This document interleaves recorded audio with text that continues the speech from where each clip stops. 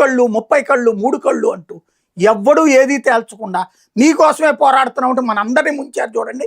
రాజధాని కూడా లేకుండా, రాజధాని ఎక్కడో లేకుండా, నిధులు లేకుండా, రాజధానికి సంబంధించి లేదా రాష్ట్రానికి ఒక ప్యాకేజీ లేకుండా రాష్ట్రాన్ని విడదీసినటువంటి దుర్మార్గులు ఈ రోజున మళ్ళీ మాట్లాడుతున్నారు. అందరూ కలిసి కూర్చుని ఏదో అద్భుతం చేసేసినట్టు.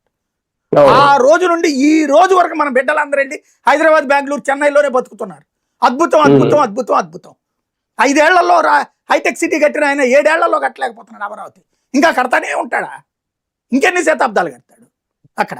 ఆయన చెప్పుకొచ్చేటటువంటి ఈయనేమో 3 రాజధానులు అయిపోయింది, ఇప్పుడు మావిగన్ను లేకపోతే కనుక మచ్చగన్నని ఈయన ఇంకో పేర్లు చెప్తాడు. ఎవరి కోసం చేస్తున్నారండి వీళ్ళందరూ?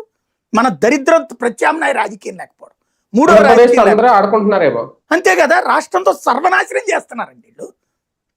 హైకోర్టు కనుక ఆ రోజున ఎవడితో ఇప్పుడు హైదరాబాద్ హక్కు ఎవడు వదులుకోమన్నాడండి వీళ్ళు 10 ఏళ్ల పాటు? ఒప్పుకో లేదు కదా. అసలు ఆ రోజునే నాకు హైదరాబాద్ ఎందుక, నేను బెజవాడ నుంచి పరిపాలించుకుంటానని ఎందుకు రాలేదు? నాకు 1,00,000 కోట్ల రూపాయల ప్యాకేజీ కావాలని ఎందుకు అడగలేదు వీళ్ళు? లేదు. తర్వాతన హైదరాబాద్కే అంటూ తీసుకెళ్ళి హైదరాబాద్లో తగలేశారా లేదు డబ్బులు?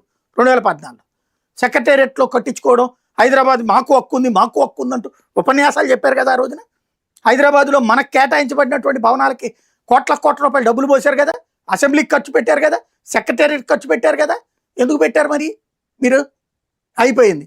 ఆ కోర్టు కేసు వచ్చింది కాబట్టి ఇక్కడికి వచ్చారు, లేకపోతే ఇప్పటికే హైదరాబాదే. ఇప్పుడు ఈ తీర్మానం ప్లేస్లో అప్పుడు ఏ తీర్మానం ఉండేదో తెలుసా?